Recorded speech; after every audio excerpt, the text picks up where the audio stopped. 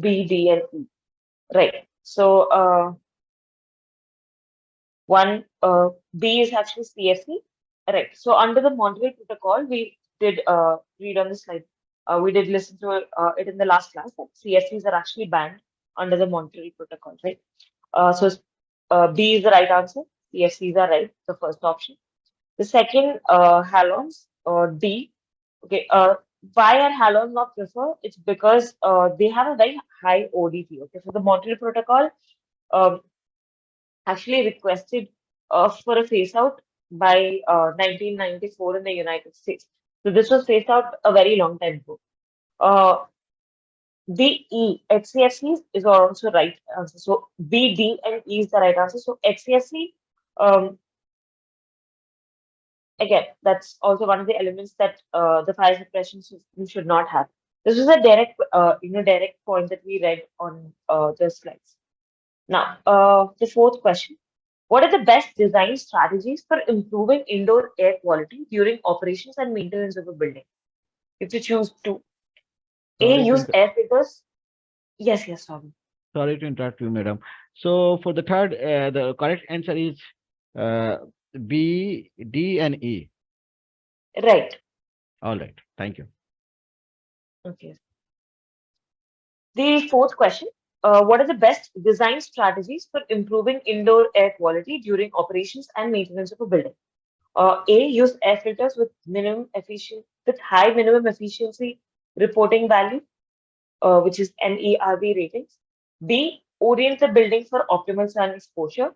C, use soft surfaces on the interiors. D, increase the ventilation in the building. E, use natural refrigerants.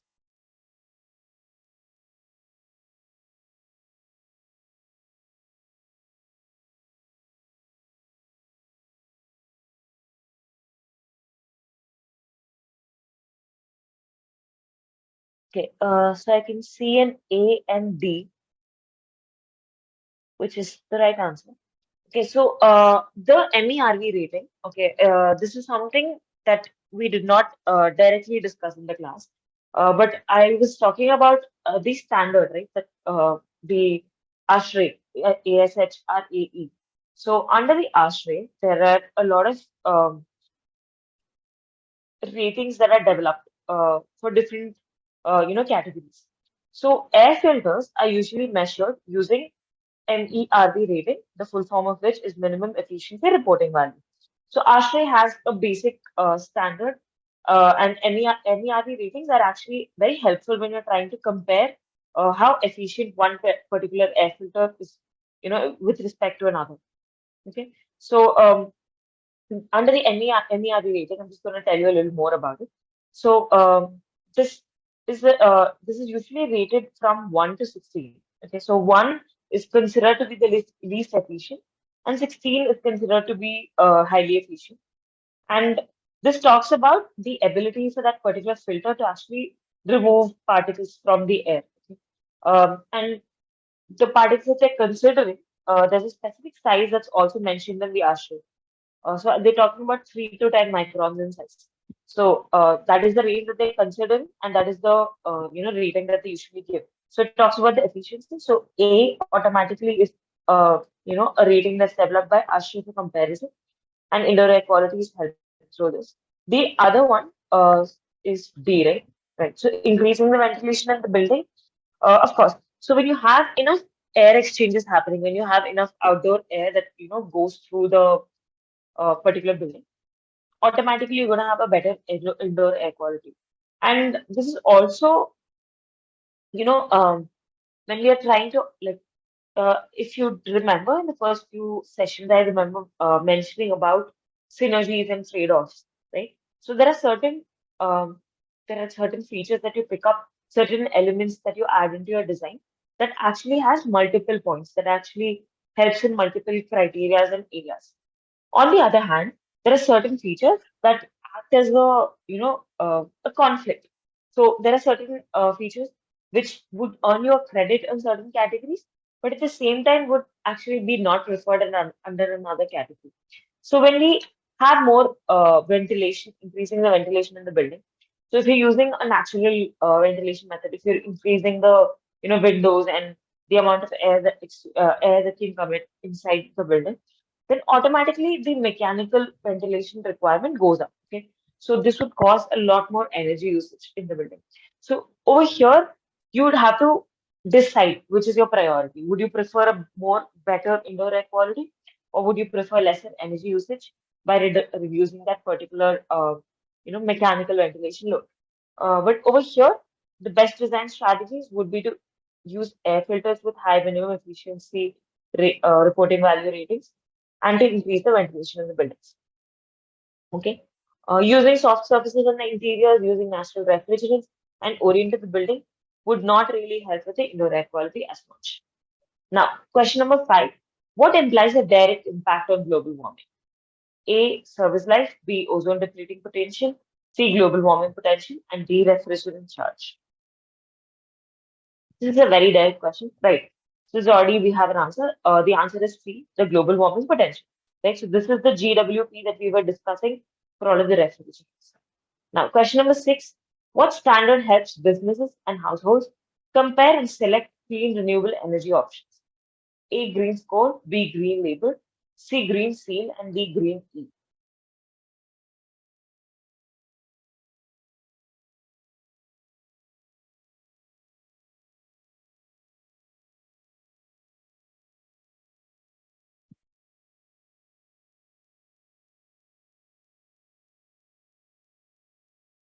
Okay, so I already see an answer which somebody said a B.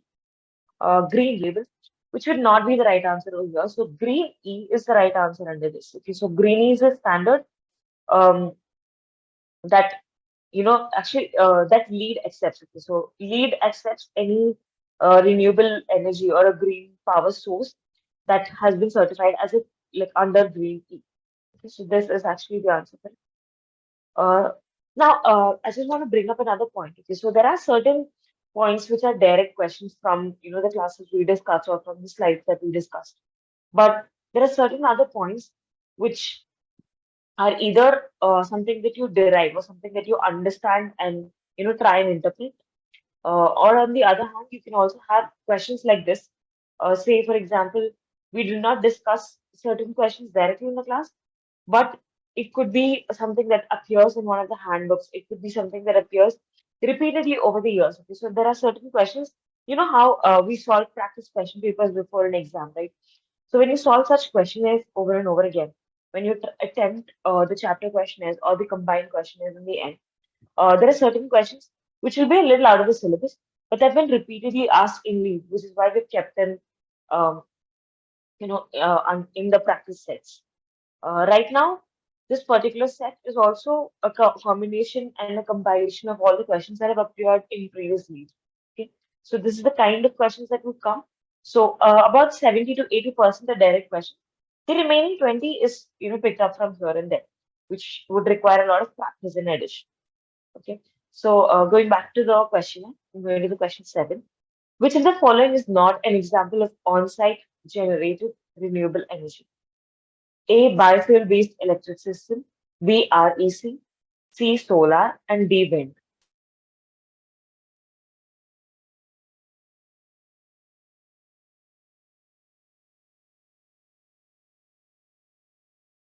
B. REC. Right. So this is the right answer. We saw renewable energy certificates are actually the best example for off-site energy generation, right? So there are service providers who give you these RECs, and it is not an example of on-site generated renewable energy. Going on to question 8. What must a project team do prior to phasing out CFC-based refrigerants? A. Select a replacement refrigerant with a non-zero ODP. B. Select a replacement refrigerant with a long atmospheric lifetime. C. Vent any remaining CFCs for disposal to the air prior to the decommissioning any equipment. And D. Reduce the annual leakage of CFC to 5% or less using the EPA Clean Air Act procedures.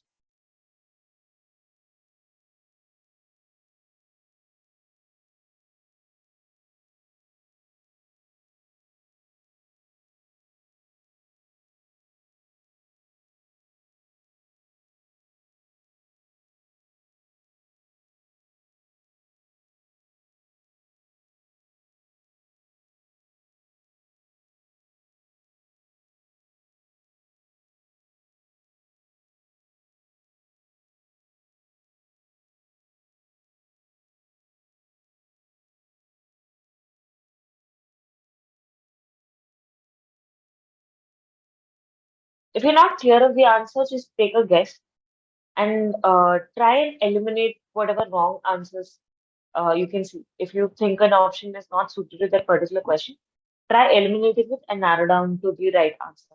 That could be the alternate method you follow.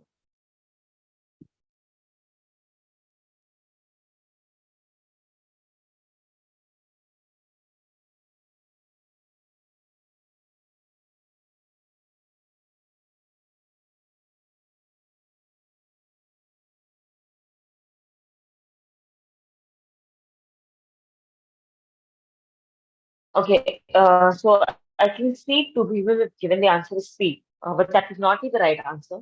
Let's just look at why. Okay, so I'm going to look at the first option. And replacing the refrigerant with a non-zero ODP.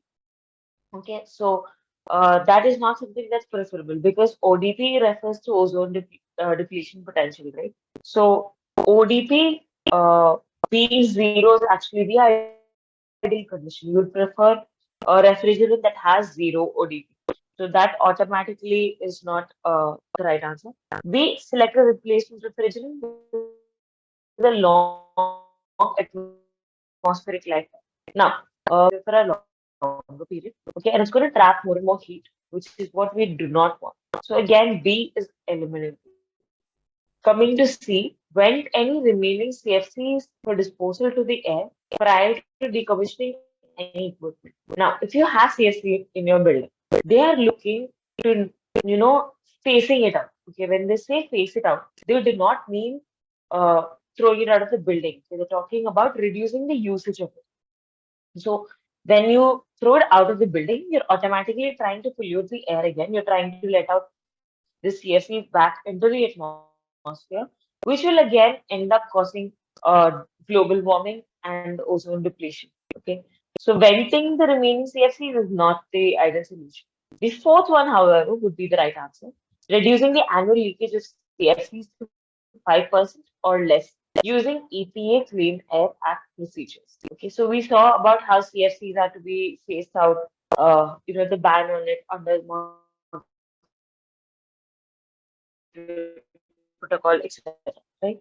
So this is, you can do, or a must do if they want to phase out CFC based refrigerants. Now, question number 9. What environmental benefit does green power have? A. Avoiding electricity blackouts. B. Emission reduction.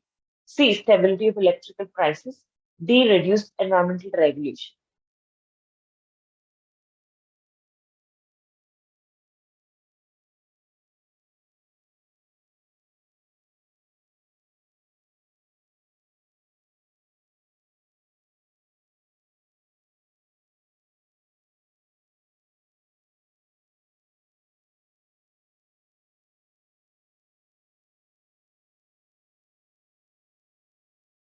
Right. So I can see a B, which is the right answer. Uh, So green power is anything that's going to help you reduce the emission that you create in the process of generating that energy, right? So in the process of generating or manufacturing that energy, a lot of emissions, a lot of CO2 emissions occur. So the alternative option to it, the green power choice, automatically ends up reducing the emissions. A, C, and D would automatically be the wrong answers over here. Moving on to question number 10. What statement is true regarding the Clean Air Act? A, the Act provides recommendations on carbon emissions for all new commercial buildings. B, the Sustainable Sites category references the Clean Air Act in regards to airborne dust generation from construction activities. C, no production and no importing of any HCFCs will be allowed after 2030 under Clean Air Act. D, the Act defines what constitutes a low emitting or fuel efficient vehicle.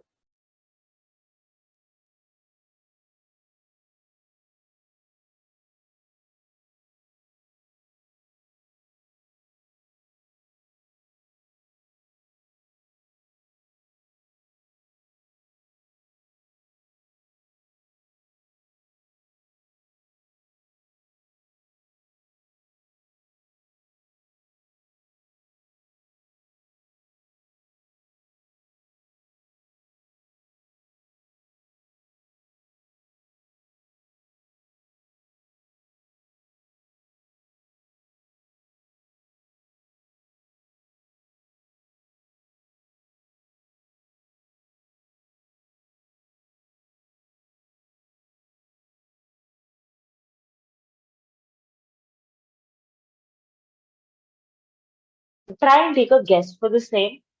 It's all right if you're wrong.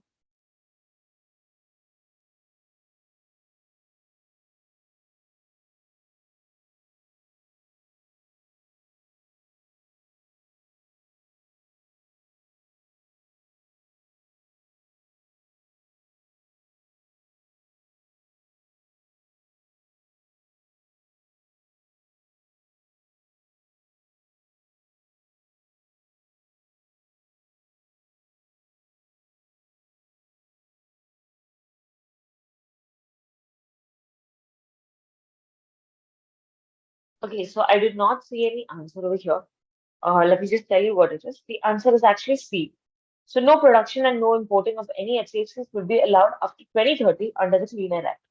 Okay, so this is something that you will understand or know only if you know the specifics of Clean Air Act. So you can just look up this particular act, read the clauses that have been mentioned under it, see where all it heads and how all uh, it recommends. I mean, what are the suggestions and recommendations it gives? Okay, so the C would be the right answer. It's actually a direct question if you know what the Clean Air Act is. Question number 11.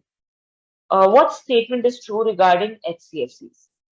A, it is a type of natural refrigerant. B, it has a low ODP compared to CFCs. C, zero use of HCFCs is required to achieve a fundamental refrigerant management. D, HCFCs are the refrigerants with the least direct impact on the environment.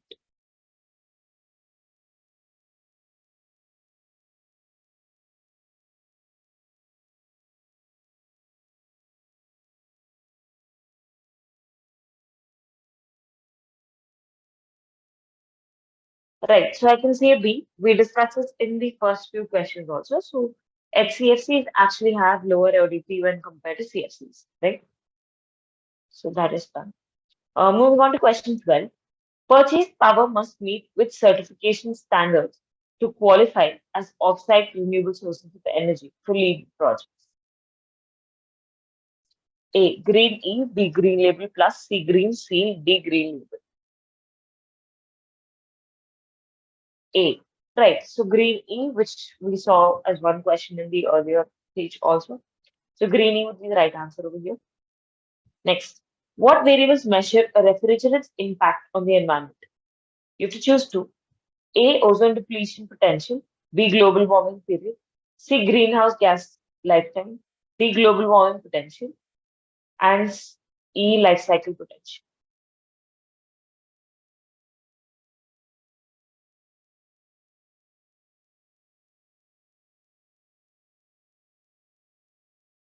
Right. So I can see A and D being answered.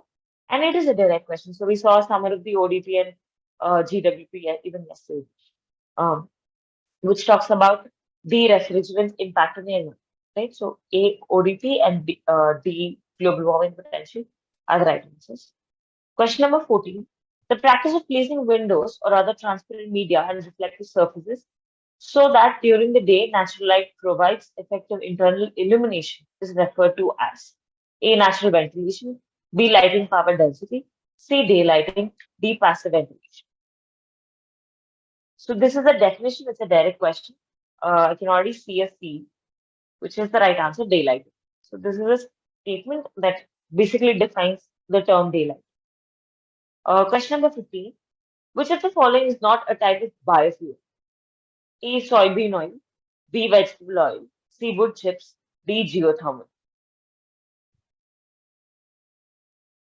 Right, so I can see a D, which is the right answer. So automatically, because geothermal is actually the energy that you get from the ground, right? So it would not be a biofuel because biofuel is anything that is made from organic materials such as plant or animal waste. So the first three are biofuels typologies, whereas geothermal is not. So geothermal is the answer for this. Question number 16. What does global warming potential measure? A. Harm done by refrigerants to the ozone layer. B. Lifespan of refrigerants. C. Embodied energy of refrigerant. D. Chemical contribution to global warming.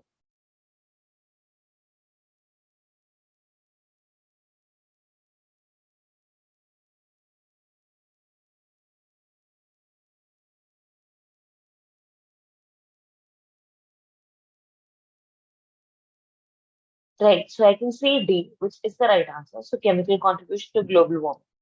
Okay. Now, question number 17. When purchasing RECs, what is the project purchasing? A. Positive environmental attributes of off-site renewable energy.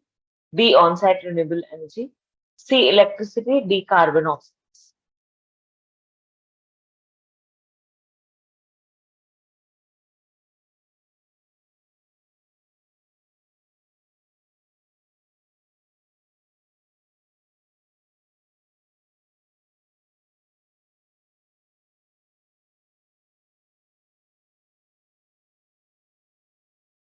Right. So I can see A. It is the harm done by refrigerants to the ozone layer. Oh, sorry. 17th question, right? So positive environmental attributes of off-site renewable energy. Um, that is what a project would be purchasing when they obtain an REC. Okay. So anything that is generated off-site, but it is renewable, and you try and purchase it, you're basically offsetting all of the emission that you have contributed to. So you're trying to purchase the environmental attributes. Now, question number 18. How does calculating a project's green power compare to calculating a project's on-site renewable energy? A, green power is based on the building's annual energy cost, while on-site renewable energy is based on the percent of the building's energy consumption. B, the calculations are the same. C, green power is based on the percent of building's energy consumption, while on-site renewable energy is based on the percent of building's annual energy cost. D, green power is based on building's uh, B just per square foot, while on-site renewable energy is based on the building's uh, kilowatt per hours per square foot per year.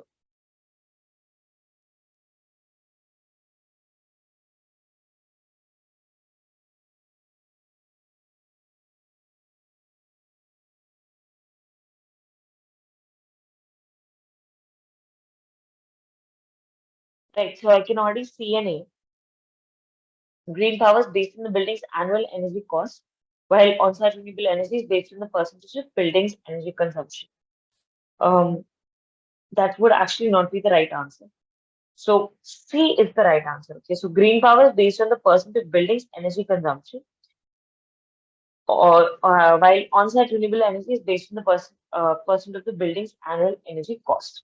Okay, so the option A is actually the reverse of this.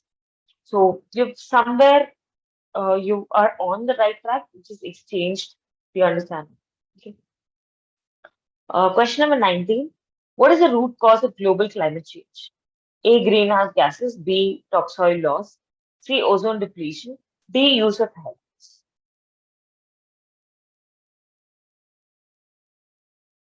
Right. So A is the answer. So GHG emission is what triggers global climate change, and GHG stands for greenhouse gas.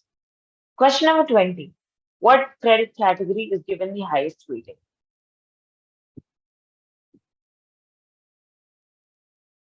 B.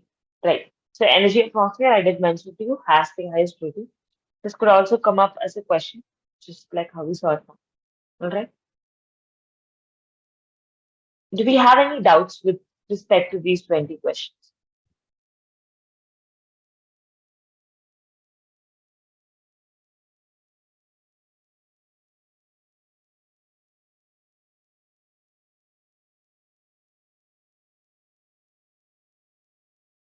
Okay, it doesn't look like we have any doubts in this particular questionnaire.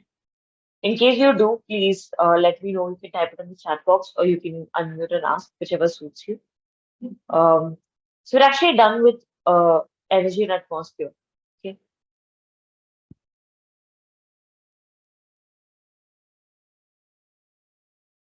right. So I'll start the next unit. So we're next moving on to materials and resources chapter. We'll start the unit in 5 minutes. Okay.